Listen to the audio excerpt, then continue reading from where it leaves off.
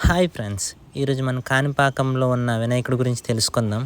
కాణిపాకం ఇది తిరుమలకి, బెంగళూరుకి రహదారిపై చిత్తూరుకి 12 కిలోమీటర్ల దూరంలో ఉంది. ఇప్పుడు కాణిపాకం స్టోరీ తెలుసుకుందాం. ఒక ఊరిలో ముగ్గురు అన్నదమ్ములు ఉండేవారు. వాళ్ళు ఒక్కొక్క ప్రాబ్లమ్స్తో సఫర్ అయ్యేవాళ్ళు. ఒకరికి కనిపించదు, ఒకరికి వినిపించదు, ఒకరు మాట్లాడలేరు. వారికి ఒక పొలం ఉండేది. వారు ఆ పొలాన్ని పండిస్తూ జీవనం సాగించేవారు. ఒకప్పుడు ఆ ప్రాంతానికి కరువు వస్తుంది. వారికి ఒక బావి ఉండేది. అందులో ఒకరోజు నీరు అయిపోతుంది. దానిలో ఒకరు లోపలికి దిగి బావిలో తవ్వడం మొదలు పెడతారు. కొంత లోతు తవ్విన తర్వాత దానిలో నీరు వస్తుంది. అప్పుడు ఇంకా లోతుగా తవ్వుతారు. అప్పుడు అతనికి ఒక రాయి తగులుతుంది. అప్పుడు ఆ రాయి నుండి రక్తం కారుతూ ఉంటుంది.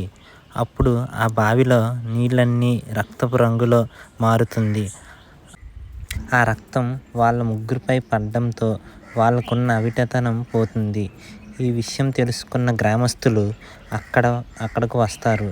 ఆ గ్రామస్తులు ఆ బావిని ఇంకా త్రవ్వడం మొదలు పెడతారు. అప్పుడు వినాయకుడి విగ్రహం పైకి వస్తుంది. ఇది చూసిన ప్రజలు అక్కడ కొబ్బరికాయలు, పసుపు, కుంకుమలతో పూజలు చేస్తారు.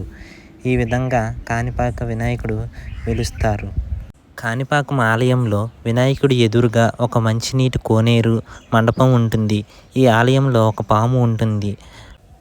హాయ్ ఫ్రెండ్స్, ఈ స్టోరీ మీకు నచ్చినట్టయితే ప్లీజ్ సబ్స్క్రైబ్ చేయండి. అలాగే మన ఛానల్ని సపోర్ట్ చేయండి.